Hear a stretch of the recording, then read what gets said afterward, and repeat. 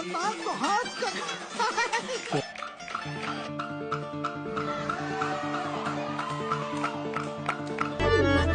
कोकणचो